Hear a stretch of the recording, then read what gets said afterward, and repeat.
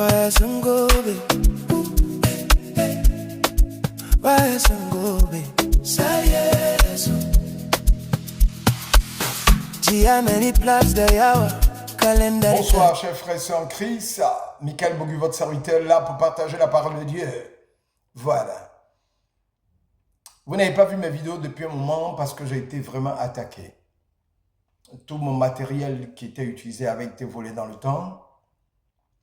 Et dernièrement aussi, il y a eu que mon matériel était défaillant.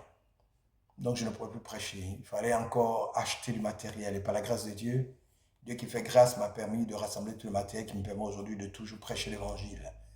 J'ai dit au diable qu'il ne pourra pas nous arrêter parce que nous sommes déterminés à parler de Jésus-Christ de Nazareth aujourd'hui et pour toujours. Voilà. Je suis Michael Bogu, serviteur du Dieu vivant. Je suis là pour que nous puissions continuer cette prêche sur Jésus-Christ de Nazareth parce que pour moi, nous ne finissons pas de parler de la mort, de la crucifixion, de l'ensevelissement et de la résurrection de Jésus-Christ de Nazareth. Nous devons en parler pendant les 40 jours, je vais en parler. Je continue de parler de Jésus-Christ de Nazareth car Jésus me passionne. Voilà. Alors aujourd'hui, nous allons parler du jardin de Gethsémani. D'autres l'appellent Gethsémani, l'endroit où Jésus sera trahi. Voilà. Prions le Seigneur. Notre Père et notre Dieu, nous bénissons ton nom, nous t'élèvons, nous proclamons ton nom, nous célébrons ta victoire. Viens prendre le contrôle, dirige tout pour ta gloire, afin que ta présence soit totale et que tout plan satanique soit brisé. Et que toi, le Dieu unique, tu sois le maître de toutes choses, aujourd'hui et pour toujours, dans le nom puissant de Jésus. Alléluia. Amen. Voilà. Au jardin de Gethsémani, ou encore Gethsémani, Jésus-Christ est trahi par Judas d'Iscario, l'un de ses disciples qui le livre aux autorités religieuses juives. Après une nuit d'angoisse et de prière intense, Judas identifie Jésus par un baiser à une foule armée, entraînant son arrestation, le début de la passion et de la dispersion de ses disciples. Donc ça c'est le contexte. Mais nous allons parler aujourd'hui de Jésus qui nous montre qu'il ne faut pas mettre sa confiance dans les hommes. À Gethsémani, Jésus nous montre qu'il ne faut pas mettre sa confiance dans les hommes. Jésus qui avait l'habitude de se retirer dans un endroit pour prier, a voulu être en compagnie de ses disciples. La Bible déclare dans Marc chapitre 14, verset 33, il a pris avec lui Pierre, Jacques et Jean. Il s'est dit que ces trois personnes pouvaient l'accompagner à Gethsémani dans le jardin des Oliviers afin qu'il puisse prier. Mais il va leur dire, mon âme est triste jusqu'à la mort, restez ici et veillez avec moi. Selon Matthieu chapitre 26, verset 38. Jésus est triste. Pourquoi? Premièrement, il est triste parce qu'il est resté avec ses disciples pendant des années, mais il y a parmi les disciples un qui va le trahir. Deuxièmement, Jésus voulait rester en compagnie de ses disciples, mais il va se retirer pour prier à son retour. Tous les disciples de Jésus-Christ, tous étaient en train de dormir. L'élément numéro 3, lorsqu'on vient arrêter Jésus, tous les disciples s'enfuient. C'est la raison pour laquelle la Bible dit dans Matthieu chapitre 26, verset 56, tous les disciples l'abandonnèrent et prirent la fuite. C'est pour dire qu'il ne faut pas mettre sa confiance dans les hommes. Et Jésus-Christ le savait. Mais il était venu pour accomplir une chose, notre délivrance. Ce jour où Jésus doit prendre la décision finale d'aller mourir pour nous sauver, et qu'est-ce qu'il constate? Les disciples qui dorment pendant qu'ils prient. Et pire encore, ils s'enfuient dès que Jésus est arrêté. Le jour où ceux que tu aimes le plus, ta famille, ton époux ou ton épouse, vont t'abandonner dans les difficultés, dans la maladie, dans la misère, tu dois savoir que c'est ton Gethsémani que tu traverses. C'est ton Gethsémani que tu traverses. Oui, Jésus a déjà souffert et connaît ce que tu traverses comme difficulté actuellement.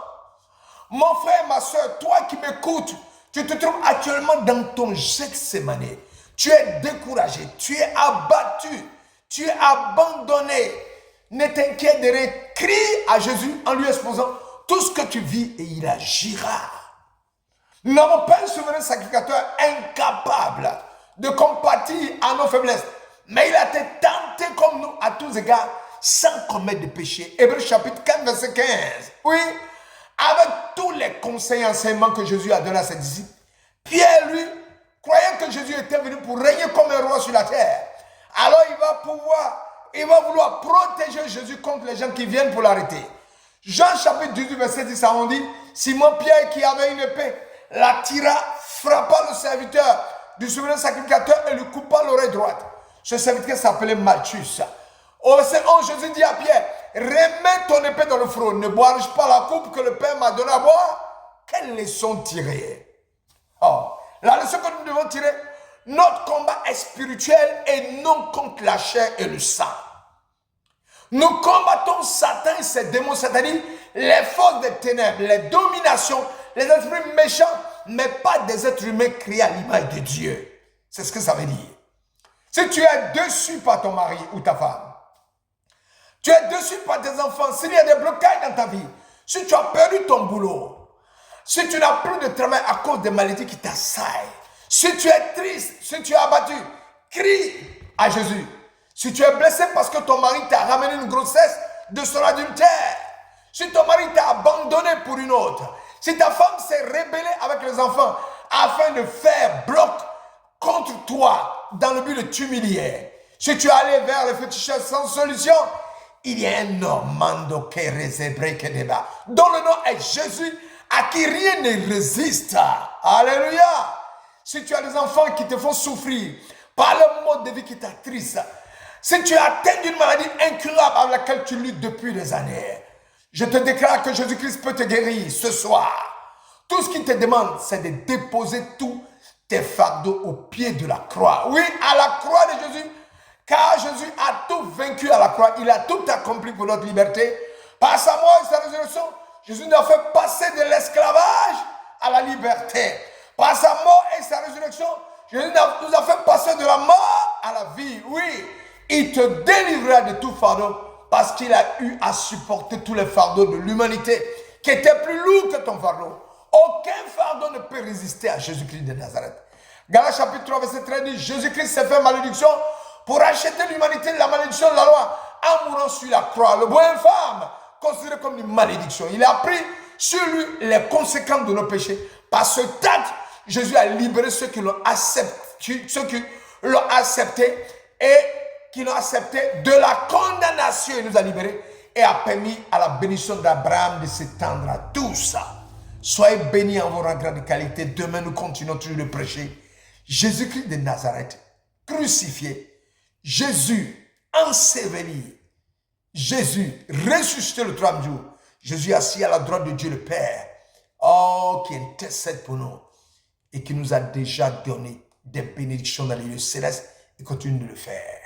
À demain pour continuer de prêcher Jésus-Christ de Nazareth, le seul et ultime Fils de Dieu, Dieu manifeste sur terre. Bonne soirée à vous et à demain. Ciao.